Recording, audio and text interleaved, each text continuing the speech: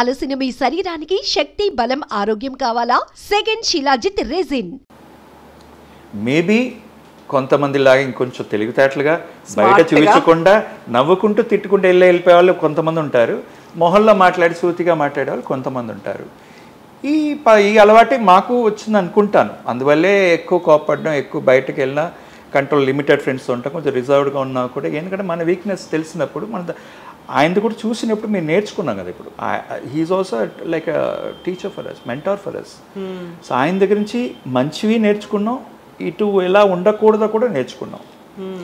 But ఆయన చేసింది అప్పట్లో మాకు తప్పు అనిపించినా ఇవాళకి we don't think it's wrong thing. I still love my dad, I support what is that.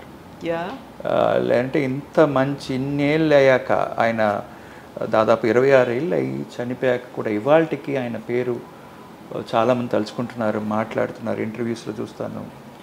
It's good feel, that's very good feel. ఇప్పుడు మెగాస్టార్ చిరంజీవి గారు ఆల్మోస్ట్ ఒక 3 సినిమాలు చేసినట్టున్నారు కదా వెంకన్న బాబు గారు.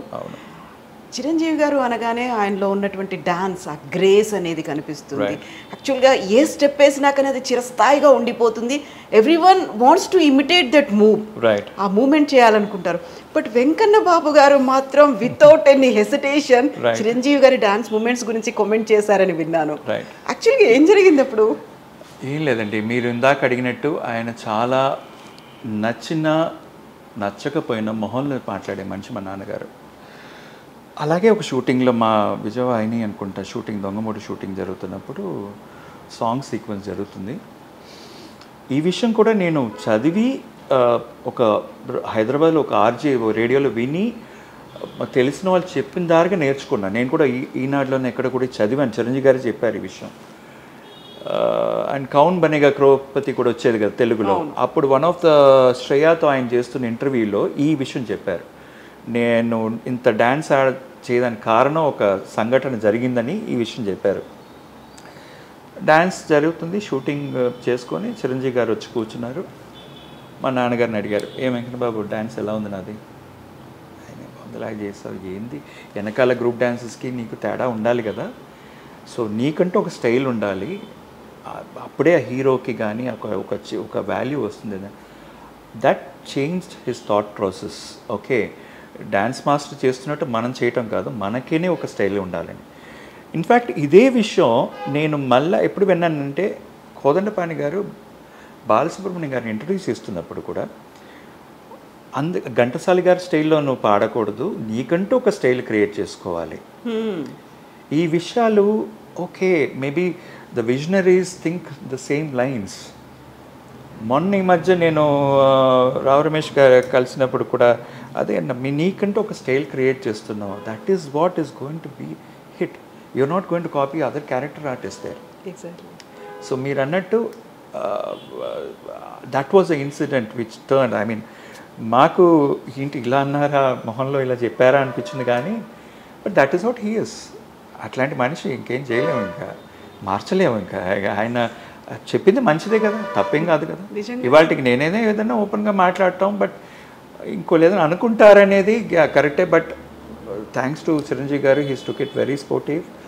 And thanks to him actually, because అంత స్పోర్టివ్గా అంత పెద్ద మెగాస్టార్ గారు కూడా తీసుకొని చేయడం అనేది it's a good thing actually for us. యూజువల్గా మెగాస్టార్ చిరంజీవికి ఉన్నటువంటి ఆ గ్రేస్, డాన్స్ అనే మూమెంట్ అనేది ఉండాలి ఖచ్చితంగా. అలాంటి స్టెప్స్ చిరంజీవి గారి దగ్గర నుంచి చూడాలి అనేది అభిమానులు ఎంతైతే ఆయన డైలాగ్స్ కోసం, ఆయన ఫైట్స్ కోసం ఎదురు చూస్తారో, అంతకు మించి డాన్స్ మూమెంట్స్ కోసం ఎదురు చూస్తూ ఉంటారు. నిజంగా మీరు చెప్పినట్టుగా దాన్ని ఆయన ఎంత స్పోర్టివ్గా, ఎంత పాజిటివ్గా తీసుకున్నారు, తనకంటూ ఓన్ స్టైల్ని క్రియేట్ చేసుకొని ముందుకు వెళ్ళడము అంటే. అండ్ ఈ విషయాన్ని చిరంజీవి గారు కూడా గుర్తుపెట్టుకొని చెప్పడము అనేది కూడా. ఎంతమంది అలా ఉన్నారంటారు? నిజంగా వెంకన్న బాబు గారు ఇలా చేశారు, మేము గుర్తుపెట్టుకున్నాం, మాకు గుర్తుంది అని. చాలా తక్కువ మంది అండి, చాలా తక్కువ మంది. In fact I'm a very big fan of Chiranjeevi garu, because మేము చిన్నప్పటి నుంచి ఆయన షూటింగ్లు చూసి, ఆయనతో కలిసి భోజనం చేసి, ఆయనతో శబరిమల ట్రావెల్ చేసి చిన్నప్పటి నుంచి ఉన్న అట్లాంటి ఒక మెగాస్టార్ అంటే మాటలు కాదు. నాకు బాగా గుర్తుంది, ఆ రుస్తుం షూటింగ్ జరిగేటప్పుడు ఫైట్స్ డూప్లకి ఆయనకి ఇష్టం లేదు. యూస్ టు నాకే ఆశ్చర్యం, ఏంది ఇలా ఉన్నాడు ఏంటి అంటే. అప్పటి నుంచి ఆ కృష్ణ గారి సినిమాలు ఇట్లాంటివి చూసి ఒక సూపర్ మెగాస్టార్ డ్యాన్స్ కానీ ఆయన డ్యాన్సులు కానీ ఫైట్స్ కానీ even Chantabbai for example that was one of my favourite movie. ఎంత కామెడీ పండిస్తారు దొంగమొగుడులో. You know the dual action and the kind of comedy character who is carried forward, no doubt is a megastar. అట్లా మీరు అన్నట్టు చాలా తక్కువ మంది ఇవాళకి కూడా మొన్న మా చెన్నైలో ఆంధ్ర క్లబ్ ఎలక్షన్ జరిగినప్పుడు సురేష్ బాబు గారు వచ్చారు, కేఎస్ రామారావు గారు వచ్చారు. వాళ్ళు నన్ను కలిసినప్పుడు కూడా ఇలా వెంకన్న బాబు గారిని తలుచుకోవటం మాకు అంత సంతోషంగా ఉందంటున్నారంటే ఇన్నేళ్ళకి కూడా ఇంకా ఆయన పేరు గుర్తుపెట్టుకొని, అంటే there all friends, I mean they work together. అలా ఇండస్ట్రీలో ఇవాళకి కూడా గుర్తుపెట్టుకున్న వాళ్ళు ఉన్నారండి. మంచి మంచి మనుషులు ఇంకా ఉన్నారు ఇండస్ట్రీలో. So we're blessed with that. ఇప్పుడు నాన్నగారు వెంకన్న బాబు గారు ఎలా అయితే 2 పార్శ్వాలు చూపించారో అంతకు మించి నాకు అనిపిస్తోంది చాలా బోల్డ్ డెసిషన్స్ తీసుకుంటారు అని. ఇప్పుడు దొంగ మొగుడు 3 హీరోయిన్లు ఉన్నారు అందులో. అంతకంటే ముందు మనం మాట్లాడుకుంటే బంగారు భూమి అనేది ఫిల్మ్ ఓపెనింగ్, అందులో కృష్ణ గారు ఉన్నారు. ఓపెనింగ్కి ఎన్టీఆర్ గారిని పిలవడం అనేది యాక్చువల్గా అంతకు ముందే కృష్ణ గారు కొన్ని సినిమాలు తీసేశారు. ఆ తర్వాత ఇద్దరి మధ్యలో వాళ్ళు ఎంతో బాండ్ ఫ్రెండ్షిప్ ఇవన్నీ ఉన్నప్పటికి కూడా కొన్ని యాంటీగా ఉండేటువంటి సినిమాలు అయితే అక్కడ కనిపించాయి.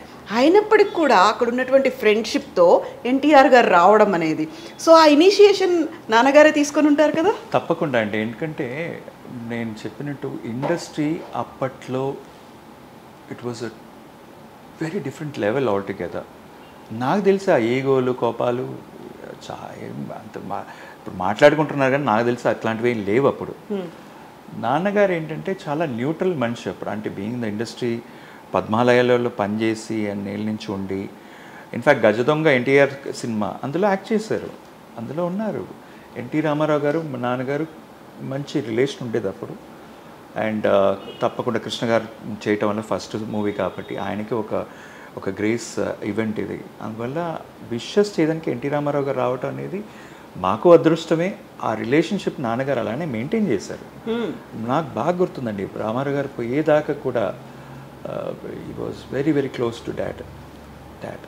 అదొక్కటే కదా, ఇన్ఫ్యాక్ట్ మాకు ఇంకో సర్ప్రైజింగ్ ఏమంటే ఏంటంటే ఇక్కడ ఎంజి రామచంద్రన్ గారు కూడా నాన్నగారికి బాగా పరిచయం ఉండేది. ఈయన కొనే కారు కూడా ఆయన నంబర్ ఎంజిఆర్ గారి నంబర్ ఉండేది, ఆ TS9 సింగిల్ నంబర్ 9 నాన్నగారి నంబర్ అదే ఉండేది. లైక్ ఎలా ఇప్పుడు మొన్న ఎయిర్పోర్ట్లో ప్రభువుని కలిసాను, శివాజీ గణేషన్ గారి అబ్బాయిని. నేను నాకు అంటే ఆయన సినిమాలు అంటే ఇష్టం, ఆయన ఒక ఆర్టిస్ట్ నాకు ఇష్టం.